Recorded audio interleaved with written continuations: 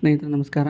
ಇವತ್ತು ಒಂದು ಮುಖ್ಯವಾದ ಸೂಚನೆಯೊಂದಿಗೆ ನಿಮ್ಮ ಮುಂದೆ ಬಂದಿದ್ದೇವೆ. ಜಾಬ್ ನೋಟಿಫಿಕೇಷನ್ ಫಾರಮ್ ನಿಮಗೆ ಏನು ಕರ್ನಾಟಕ ಸರ್ಕಾರದ ವಿವಿಧ ಹುದ್ದೆಗಳಿಗೆ ನೇಮಕಾತಿಯಾಗ್ತಕ್ಕಂಥ ಎಲ್ಲ ಮಾಹಿತಿಗಳನ್ನ ನಿಮಗೆ ಸಕಾಲಕ್ಕೆ ಸಲ್ಲಿಸ್ತಾ ಬಂದಿದೆ. ಕೂಡಲೇ ನಮ್ಮ ಚಾನಲ್ನ ಸಬ್ಸ್ಕ್ರೈಬ್ ಮಾಡ್ಕೊಳ್ಳೋದ್ರ ಮುಖಾಂತರ ನೀವು ಎಲ್ಲ ಸರ್ಕಾರಿ ಹುದ್ದೆಗಳ ಮಾಹಿತಿಯನ್ನು ಪಡೆಯಬಹುದಾಗಿದೆ. ಈ ದಿನ ಒಂದು ಪ್ರಮುಖ ವಿಷಯದೊಂದಿಗೆ ನಿಮ್ಮ ಮುಂದೆ ಬಂದಿದ್ದೇವೆ. ಏನಪ್ಪ ಅಂತಂದರೆ, ಕರ್ನಾಟಕ ಪರೀಕ್ಷಾ ಪ್ರಾಧಿಕಾರ ನಡೆಸಿದ ವಿವಿಧ ಹುದ್ದೆಗಳಿಗೆ ಈಗಾಗಲೇ ನೋಟಿಫಿಕೇಷನ್ ಬಿಡುಗಡೆ ಮಾಡಿ ಇವತ್ತು ಕನ್ನಡ ಕಡ್ಡಾಯ ಎಕ್ಸಾಮ್ ಕೂಡ ಮಾಡಿದೆ.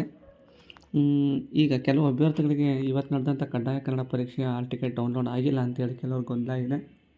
ಯಾಕೆ ಆಗಿಲ್ಲ ಅಂತ ಅಂದರೆ, ಏನು ಕರ್ನಾಟಕ ಪರೀಕ್ಷಾ ಪ್ರಾಧಿಕಾರ ಒಂದು ಸೂಚನೆಯನ್ನು ನೀಡಿದೆ. 17ನೇ ತಾರೀಕು ಯಾರು SSLCಯಲ್ಲಿ ಮತ್ತು PUCನಲ್ಲಿ ಪ್ರಥಮ ಭಾಷೆ ಮತ್ತು ದ್ವಿತೀಯ ಭಾಷೆಯನ್ನು ಕಡ್ಡಾಯವಾಗಿ ಕನ್ನಡದಲ್ಲಿ ಯಾರು ಕಡ್ಡಾಯವಾಗಿ ಓದಿರ್ತಾರೋ ಅವ್ರಿಗೆ ಈ ಪರೀಕ್ಷೆಯಿಂದ ವಿನಾಯಿತಿ ನೀಡಿದೆ. ಮತ್ತು ಈಗಾಗಲೇ ನೀವು KA ನಡೆಸ್ತಕ್ಕಂಥ ಅಥವಾ KPSC ನಡೆಸ್ತಕ್ಕಂತಹ ಕಡ್ಡಾಯ ಕನ್ನಡ ಪರೀಕ್ಷೆಯಲ್ಲಿ ಉತ್ತೀರ್ಣ ಆಗಿದ್ದರೆ ಅದಕ್ಕೂ ಕೂಡ ವಿನಾಯಿತಿಯನ್ನು ನೀಡಿ, ಇನ್ನು ಉಳಿದಂಥ ಅಭ್ಯರ್ಥಿಗಳಿಗೆ ನಾವು ಕನ್ನಡ ಎಕ್ಸಾಮ್ನ ಮಾಡ್ತಾಯಿದ್ದೀವಿ ಅಂತೇಳಿ ಅದು 17ನೇ ತಾರೀಕು ಒಂದು ನೋಟಿಸ್ನ ನೀಡಿದೆ ಅಂತಕ್ಕಂಥದ್ದು.